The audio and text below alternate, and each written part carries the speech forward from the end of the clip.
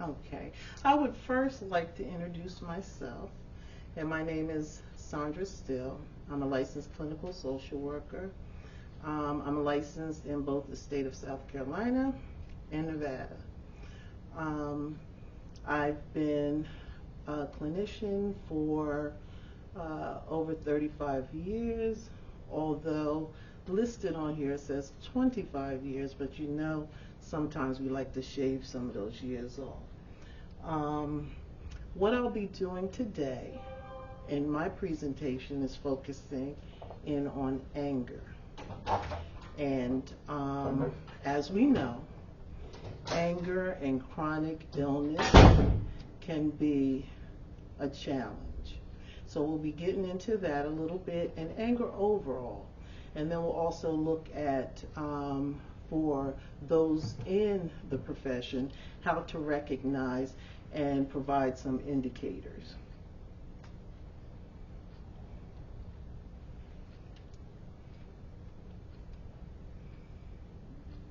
Again, this presentation will focus in on the following.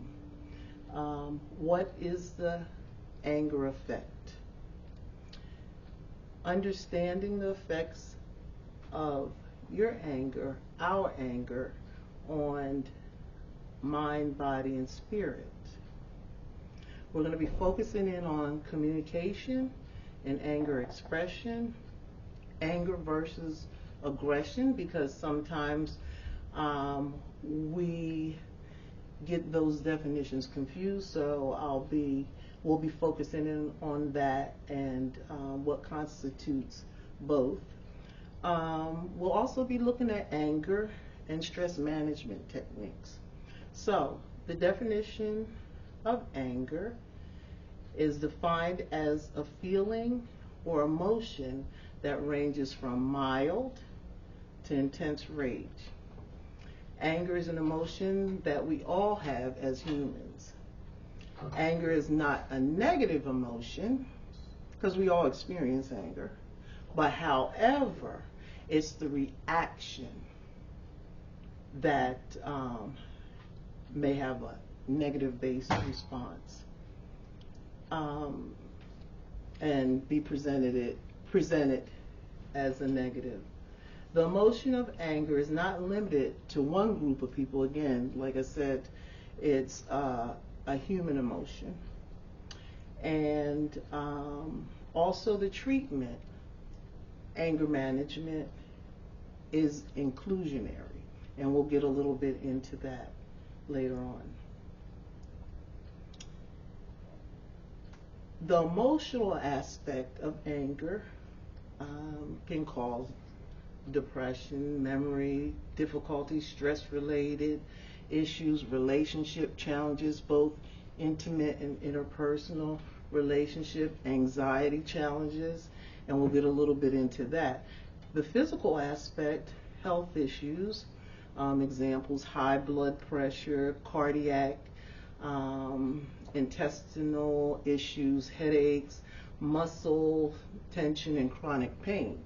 So if you have an illness, a chronic-based illness, and symptoms, anger can exacerbate those symptoms, as we're speaking in terms of sickle cell anemia, that can exacerbate symptoms without a management of anger and a management of stress. There are certain payoffs and also personal costs of anger. And it can be seen either positive or negative. So what we'll do now is go over some of the personal costs of anger.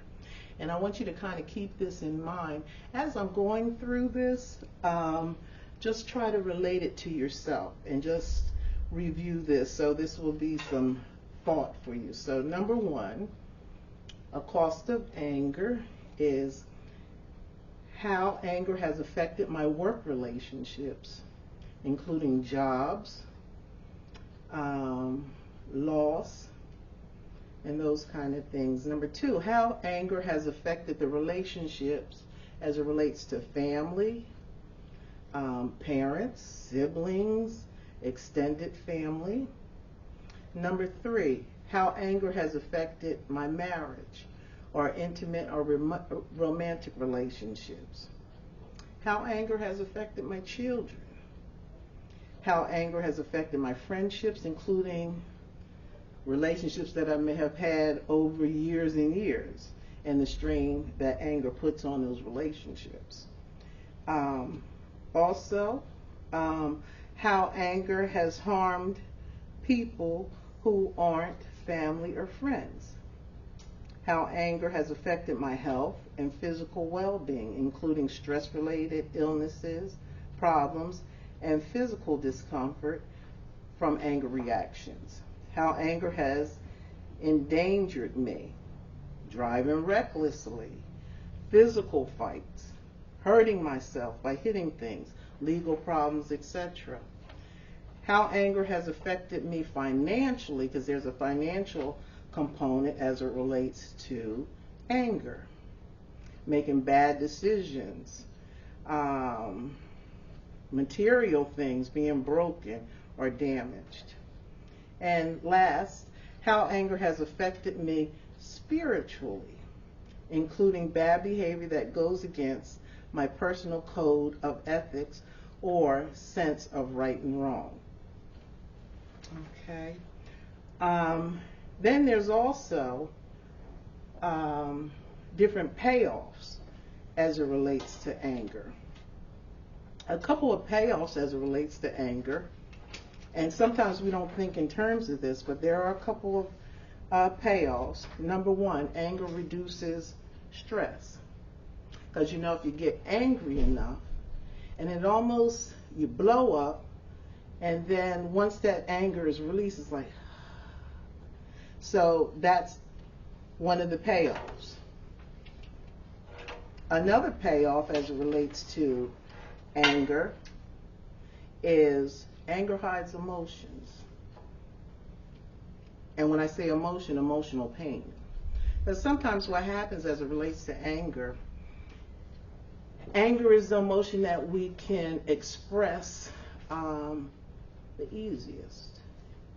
When we have deep-seated pain and we don't want to get down to the core of that, and someone, or we get a trigger of that, anger can be like a blockade. So if anybody comes close to opening that door of that emotional pain, the pushback is anger. Because would you really approach someone if they're angry enough? And this is a pushback to protect that emotional based pain. The other payoff is anger gets you attention. And we know when we look at the politics of things, the loudest voice, the angriest voice gets attention. Okay? Another payoff is anger may be used for punishment and revenge. You know about that. Anger also, number 5, anger helps you to change others, particularly if you're in a controlling or a toxic-based environment. If you get angry enough, then different behaviors change. Again, when I say payoffs, it doesn't necessarily mean that payoffs in the sense that it's a good thing. But I want you to recognize, and as I go through this, just kind of search yourself as it relates to anger and also the cost of anger. Then we also have different cues to anger. And as I have down here, we talked somewhat in the previous presentations about our thoughts. And thoughts can have a significant impact on expressions and reactions to anger, where we have like a rumination. If something happens, say you're driving on, I don't know, 26, and somebody swipes your car, you get angry. And then you think about that thing for weeks, years on end, and it festers and it gets bigger and bigger and bigger, even though the problem may have been resolved. But however, that rumination can be problematic. Okay. We also have cues to anger. We have physical cues, and what that is how your body responds. We have behavioral cues.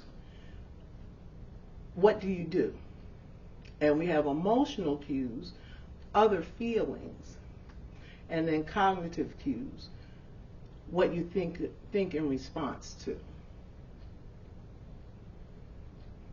When we talk about communication and anger expression styles, and I wanted to go over this a little bit, and it's a lot more to this as it relates to communication, because communication is not just verbal.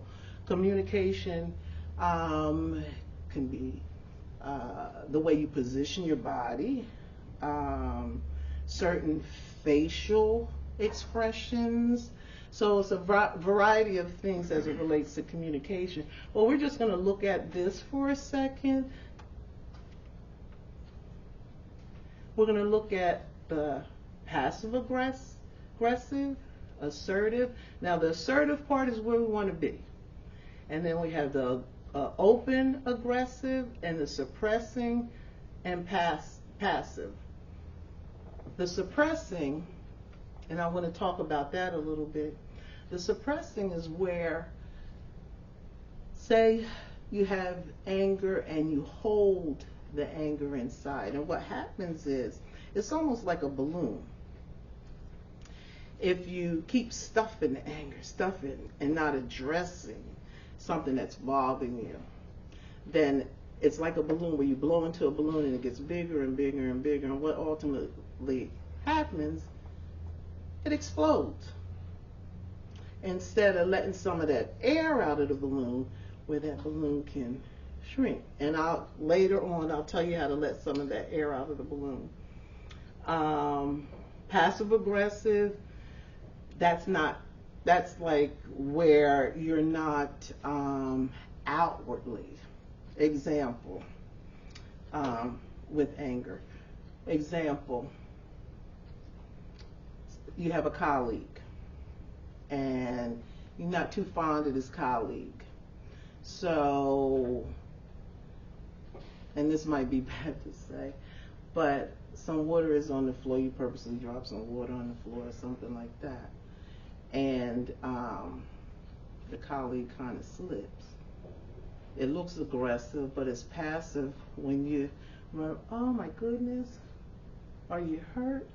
But you know that it was an intent in doing that. It was a passive kind of thing. Also, open aggressiveness, we know about that. And passive, again, where you're really not saying anything when you're confronted with certain things. Okay. I have down here what are fair fighting rules. Fair fighting rules, and I'm not going to go completely into that, but however, if you want to get the full list of fair fighting rules, this kind of goes along with communication, and particularly in intimate relationships, where in communication, where it's best to use I statements. When you're having, say, there's a particular issue or conflict, I feel, as opposed to blaming. There's other things as it relates to fair fighting rules, is where you allow each other to speak. Okay, and like I said, communication is not only just verbalization, it's also verbal and listening, primarily listening. So giving each partner a time frame to hear each other and do reflective listening, in a sense, or mirroring. For example, if someone says, are you cooking dinner tonight?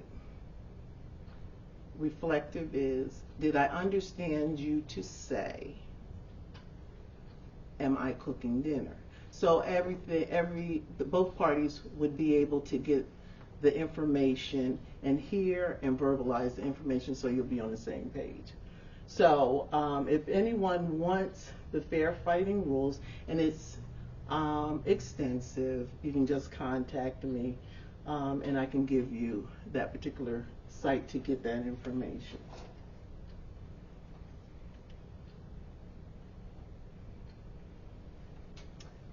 Anger and aggression, two different things. So I want to explain the differences. Anger and aggression are sometimes confused. Again, anger is an emotion that we all have, and it's okay because it's a part of the whole emotion, part of our emotions. Aggression is defined as an escalation that is meant to cause harm, injury, or property damage. I listed the aggression 5 cycles, and I noted where the cycles came from. Number 1 is trigger. Number 2, escalation. 3, crisis. 4, recovery. And 5, post-crisis. And the site that I put on the slide, you can also go to those individuals, and you'll get more information as it relates to the aggression 5 cycles.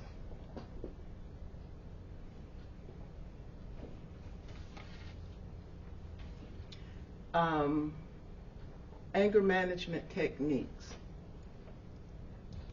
One of the things about anger management and stress management, it kind of goes hand in hand.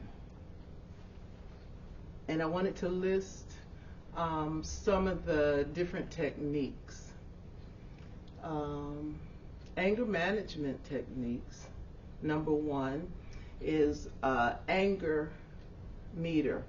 In other words, measuring your levels of anger. So say from 1 to 10, 10 being the highest, 1 being the lowest, 5 being the middle. Every day, just kind of evaluating your anger. You know, I don't know, the dog ran away. So where is my level of anger at that point?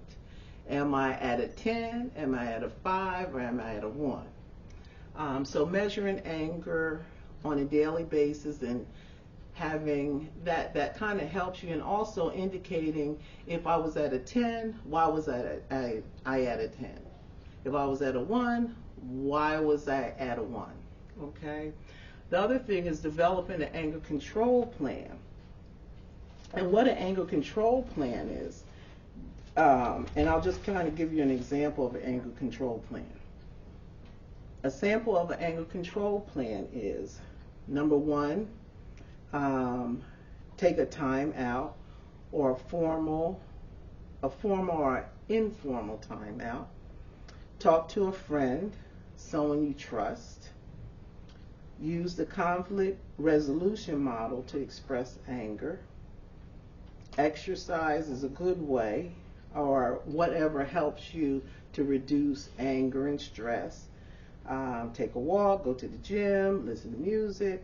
And then there's meetings and support-based groups. So attending, say, a 12-step meeting, and then explore primary feelings beneath the anger. Because again, as I said before, a lot of times the anger is disguised for something deeper. Because anger is the easiest emotion to express. Okay. Also, maintaining a coping thought list. Let me just calm down. This isn't really serious. Looking at those costs of anger, and when you have those coping thoughts, let me just relax. let me go listen to some music. It's not as big as what I thought. And you're telling yourself, as opposed to telling yourself, you know what, I should do X, Y, and Z with this situation, a negative-based response. The other thing is recognize anger distortions. Again, blaming. And when we look at distortions, personalizing, and catastrophizing, and all of those things. You also want to think before you react instead of reacting before you think. Relaxation techniques, taking time to calm down, and then developing an anger log or an anger meter, conflict resolution.